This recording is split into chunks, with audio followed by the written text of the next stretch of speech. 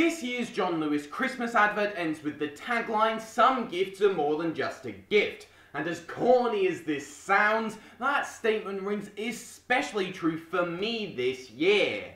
In 2008, my main present that year was a Nintendo Wii, which served as my introduction to the world of gaming. Yes, it was through games like Sonic and the Secret Rings, Wii Sports and Mario Kart Wii, but they helped me discover my love for the art form. A whole decade has passed since then, and I've experienced a vast number of titles across numerous consoles, some of which have become personal touchstones that helped shape my tastes and expanded my views of what makes video games such a thrilling and special pastime. And to commemorate 10 whole years of gaming and discovering my adoration for entertainment, I thought I'd take you through one of the first games that really made me a hardcore gamer, to explain what it is I love about not just that game, but video games in general. And if you couldn't tell by the title of this video, that game is The Legend of Zelda: Skyward Sword.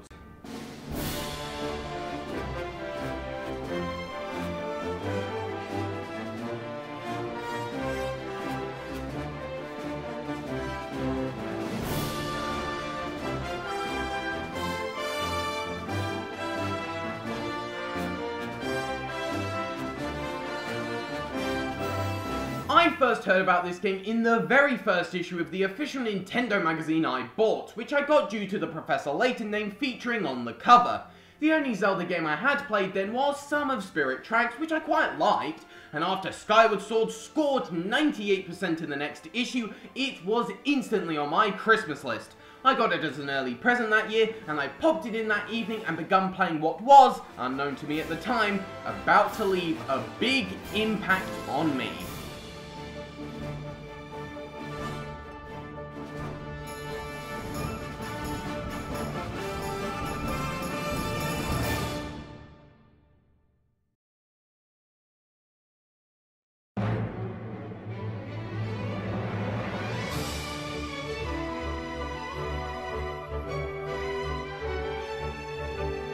The adventure begins on the floating island of Skyloft, high above the clouds which hide the mysterious world of the surface down below.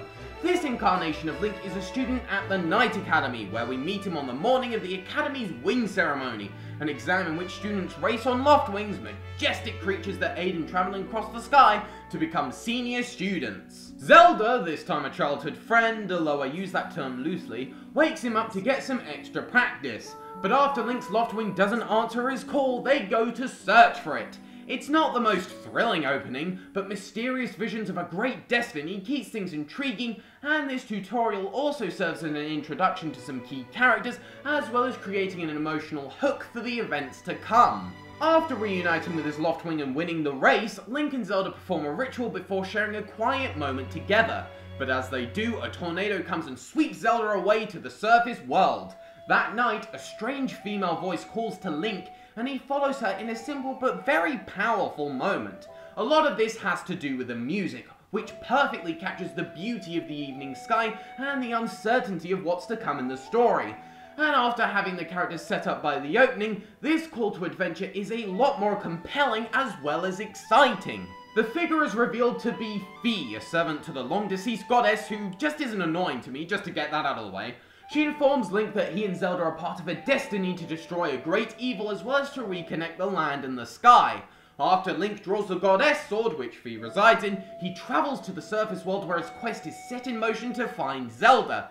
But the surface world is dangerous, and with the self-proclaimed Demon Lord Girahim also after Zelda, there'll be many trials and tribulations as Link fulfills his role in the quest set by the goddess. Kind of like the player's role in relation to the task the developers have set. Huh.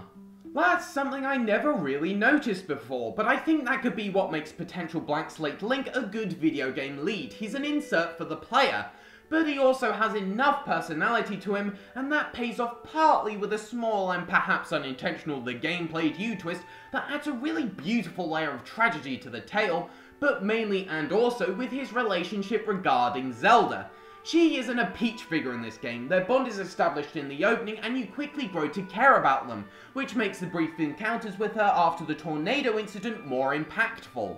I also love that she's fulfilling her own role in this quest So even as you're embarking on great adventures in one place, there's always a feeling that something is also going on in another.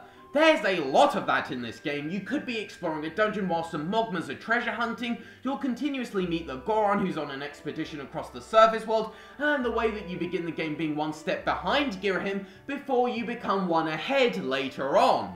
It's not the biggest world in gaming, but every character, whether their role is big or small, plays their own little part in giving each environment life and personality even when you're not there. And speaking of Girahim, he's a very fun villain. He's incredibly campy, goofy. Can you stand still for more than 2 seconds? But there is still something a little creepy about his mannerisms. Well, at least there was when I was younger, and I really like how his attitude changes towards killing Link as you fight him more and more. He's just a great villainous presence. It really is all these fun personalities coming together in this grand adventure that makes the story so compelling, although the actual events are gripping as well, with plenty of riveting moments and exciting objectives that also give the game its unconventional 5-act structure. The prologue introduces us to the characters and the mechanics before we're taken to the 3 provinces of the surface world while searching for Zelda. You return to these places 2 more times over the course of the game to discover new locations, secrets and gameplay types before the last few hours that reintroduce everything you've learned for some final challenges. So not only does this work narratively, but it also helps to form the game from a mechanical perspective as well, and effortlessly. It makes for a wonderful fantasy adventure and a brilliant video game story.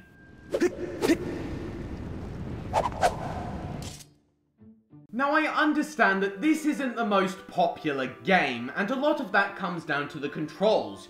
You use the Wii Motion Plus to strike enemies with your sword as well as use a whole bevy of different items, and particularly for video game purists who like to stick to traditional button controls, this was a big no-no. But remember, the Wii was my very first console, so for a good few years swinging about the controller was commonplace for me. And while the aiming isn't always pitch perfect, I still find using the Wii Remote here to be an absolute blast. All of the different items are really enjoyable to use, and it gives Skyward Sword's combat an intimacy that you don't often see in many games. Suddenly, fighting a small group of Bokoblin becomes an exciting and occasionally daunting task, and the rhythmic sound effects and satisfying to pull off fatal blows makes it a lot of fun. But there's many different enemies to fight, all with their own methods of defeating. The combat can almost be like solving a puzzle, as you figure out from what the enemy looks like which kind of strike you should use, which, combined with the control scheme, makes the fighting wholly unique and thrilling. The same goes for the boss fights, and man, these are awesome! If fighting a few Bokoblins was a small battle, then these are thrilling duels where the solutions are clear enough to put you straight into the action and focus on defeating the foe.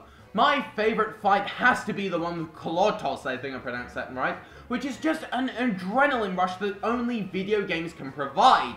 Having to dodge his attacks and then stealing one of his swords, frantically going in for the kill, and having to dodge all the enemies that he spawns, it's a high in a game full of them. While I'm on the subject of boss fights, I should address my opinion on one of the game's few controversies, the Imprisoned. For those of you who haven't played the game, it's a mysterious entity that resides in the sealed grounds, and over the course of the story, it breaks free from its imprisoned state, and you have to fight it. This happens 3 times in the game, and this really rubbed people the wrong way, but this isn't an issue for me because 1, they're technically different! New additions and obstacles are added to each version of the fight, so it's not a complete copy and paste. And I think it's a good enough boss. It gets pretty intense as the Imprisoned moves dangerously close to the temple, and sealing it back in place is appropriately satisfying.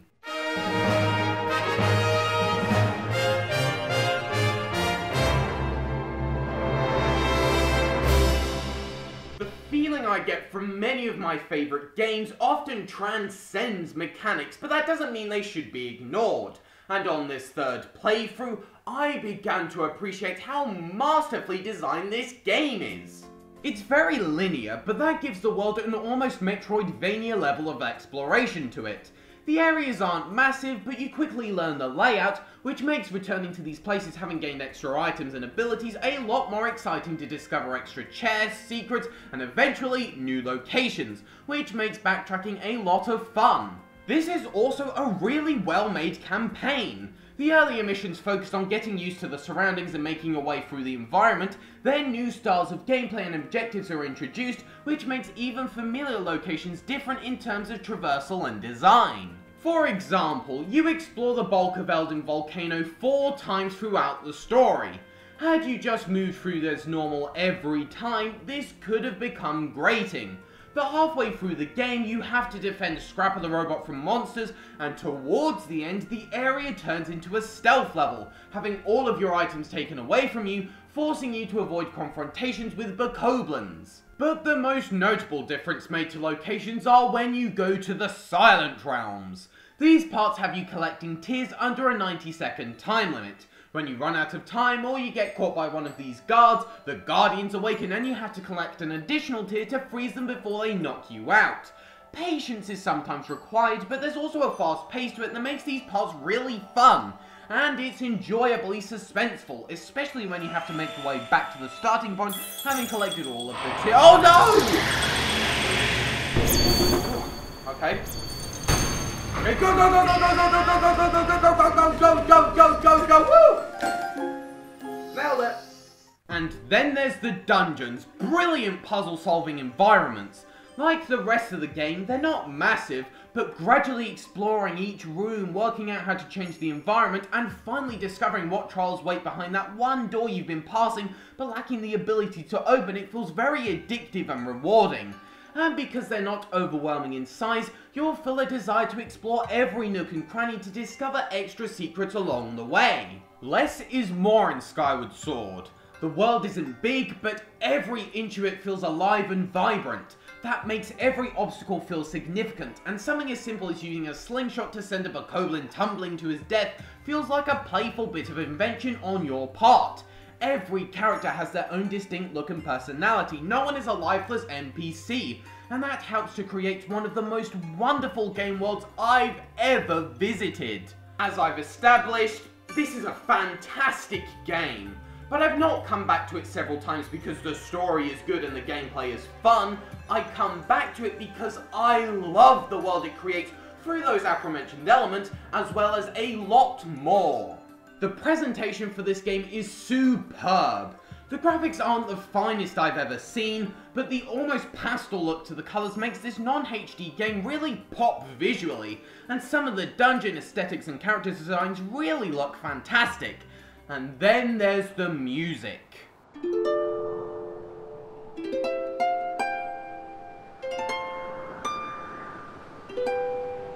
Just, what is there to say? A lot of it is really memorable and adds more atmosphere to the world perfectly, but when the orchestra kicks in, it's bombastic, beautiful, some of my favourite music ever, and it perfectly captures my love for this game in audio form. Not to mention it accompanies some unforgettable locations. Skyloft is one of my favourite places in video game history. The idea is great, and it's got such a comfy atmosphere to it that makes spending time there a joy. And I love all the different side quests and activities that are present in the Land of the Sky too. There aren't that many of them, but they're full of personality. I also like how they're all connected by this subplot about a monster who lives under the island who wants to be human, so you collect gratitude crystals to help. You can collect these by helping out the citizens of Skyloft through tasks that may have you delivering medicine to a sick Loftwing, cleaning up someone's house. There's a great side story about whether or not you give a love letter to its intended person, kicking off an awkward love triangle, or the toilet's resident ghost.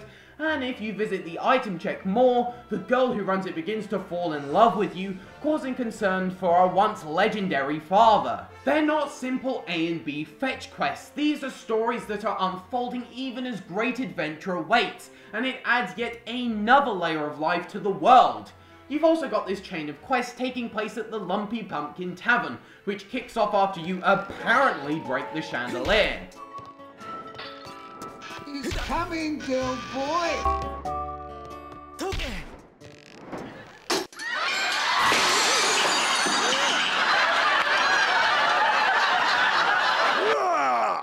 Unsurprisingly, the owner is furious, and as the game progresses, he'll give you a few errands to complete as an apology. You'll deliver soup, carry pumpkins to a show, okay. And while Zelda gave you that harp to aid you in your grand quest, you can use it to host a small concert at the bar.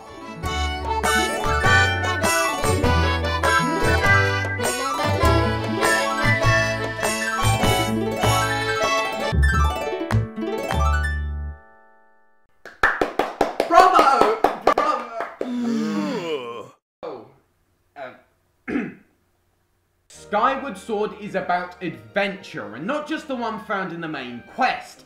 There's adventure to be found by playing mini-games that are hosted by kooky and memorable characters. You can sleep on Beedle's airship and find yourself on his remote island. And even throughout the story, you'll find yourself getting caught up in small capers for shopkeepers and creatures alike. Every second spent in the sky or the surface is filled with charm and excitement, making the game not just fun, but a compelling experience. But even after all of this praise, I have yet to touch on why this game is so special to me. Everything I've mentioned is important to this point. I absolutely adore this game, it's in my top 5. But this video is about celebrating the decade I've spent gaming, so out of all the wonderful titles I've experienced in that time frame, why did I pick this one? Well, this game left a pretty big impact on me for a start, and the reason is, well... Oh, you smell good, protagonist. Is that new Calvin Klein? Sorry. Sorry. That's right, had it not been for In the Littlewoods Let's Play of this game, you would not be watching this video right now. I accidentally stumbled across one of the episodes one day, and it was that series that inspired me to become a YouTuber in the first place. So that definitely played a big part in my decision, but that's not the main reason as to why I picked this game. But to answer that question, I need to ask another one. Why do I love video games? They're not just good time wasters or great bits of escapism. I love video games because they can take you on journeys that no other art form can provide. I've spent hours upon hours with unforgettable characters exploring unique worlds, whether they be dangerous, calm, or something a little closer to reality. The simple notion of having fun with great mechanics and design melts away as I lose myself in rich environments and stories that have stuck with me long after putting down the controller. But the fun is still there, whether it be making unforgettable memories with a personal reaction and sense of accomplishment, or simply having a blast with engrossing controls and tools. But they can be elevated by rich atmosphere and wonderful music that sends a shiver of nostalgia down my spine. There are all different kinds of enjoyment to be had from video games. You can fight enemies with guns, swords, or any other weapon. Maybe you'll have to be creative and avoid them altogether. There's addictive puzzles and teasers to solve, or you can relax with some quirky characters in a homely environment. Collectibles, minigames, and side missions are added as distractions to the main quest, but you'll find yourself giddy choosing which of these options you should do next. Games have thrilled me, charmed me, inspired my creativity, and made me feel something. These are all reasons why I love not only the art form, but Skyward Sword as well. This is the game that seems to convey and explain everything that has excited me ever since that Christmas day when I began to play Sonic and the Secret Rings for the first time and beyond. Experiencing an adventure like Link's journey to the surface world didn't just make for a wonderful game, but one that, through every fun, funny, emotional, gripping, thrilling, creative and immersive moment, perfectly sums up why I love video games.